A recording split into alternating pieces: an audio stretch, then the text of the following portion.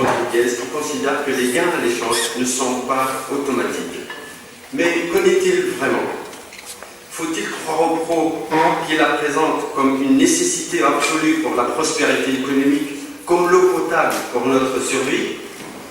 Doit-on suivre les anti dans la condamnation d'un processus qui, selon eux, tel le tabac, nuit gravement à la santé? À vrai dire, il est difficile de prendre position à ce niveau. Mais nous avons le plein droit de se demander si l'accord d'association Tunisie-Union européenne a été bénéfique pour notre pays, et sinon, quelles sont les alternatives et les perspectives. C'est autour de cette question que nous allons essayer de débattre ensemble tout au long de cette matinée.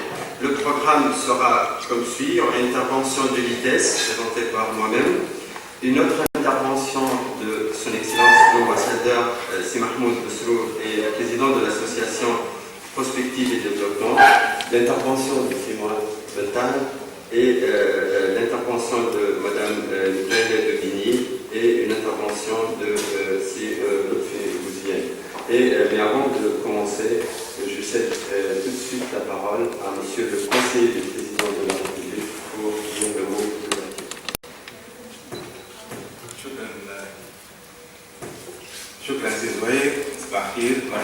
D'abord, permettez-moi de vous souhaiter la bienvenue. C'est un honneur et un privilège d'être parmi vous aujourd'hui pour débattre d'un thème fort important et complexe, portant sur l'ouverture et l'intégration commerciale. En effet, le libre-échange a été souvent considéré comme étant la voie la plus indiquée et les résultats sont quasi garantis. Très peu d'économistes ont osé remettre en cause ces résultats. La Tunisie, fière d'une histoire de plus que 3000 ans, depuis les Carthaginois, les Tunisiens ont appris à faire le commerce. Ils étaient des pionniers dans le commerce en Méditerranée. La Tunisie reste un pays ouvert sur son environnement euro-méditerranéen, maghrébin, africain et arabo-musulman. Certes, c'est une petite économie, mais qui a fait le choix de l'ouverture et de l'intégration comme levier de croissance et de développement. Elle a intégré l'OMC au début des années 90 et a signé un accord de libre-échange avec l'Union européenne dont l'application est entrée en vigueur en 1998. Un tel accord prévoyait l'élimination progressive des droits de douane sur les importations des produits industriels en provenance de l'Union européenne sur une période de 12 ans. Mesdames, Messieurs, 20 ans plus tard, il est légitime de s'interroger sur le bilan et les perspectives de cet accord. La Tunisie a-t-elle bénéficié pleinement de cet accord? Sinon, qu'est-ce qui n'a pas marché? Et comment peut-on remédier aux insuffisances et aux limites de cet accord?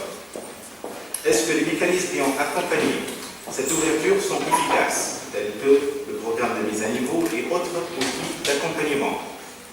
Est-ce que cette ouverture a permis de créer de l'emploi, de développer les régions intérieures et de réduire la pauvreté? Certes, l'évaluation de cet accord nécessite de tenir compte de nombreux aspects et éléments ayant trait aux réformes et politiques économiques engagées par la Tunisie, mais également du contexte socio-économique caractérisant l'économie européenne qui constitue notre principal partenaire.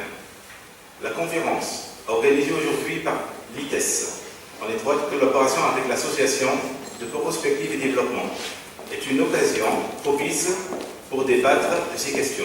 Surtout que les négociations sur le statut avancé de la Tunisie avec l'Union européenne est en cours. À ce titre, je souhaite le succès à votre journée et que les débats soient fructueux et débouchent sur des solutions pratiques de court terme, d'autant plus que cette conférence coïncide avec le débat économique national afin d'identifier un nouveau chemin de croissance susceptible de répondre aux aspirations du peuple tunisien. Et merci. Merci, Monsieur le conseiller.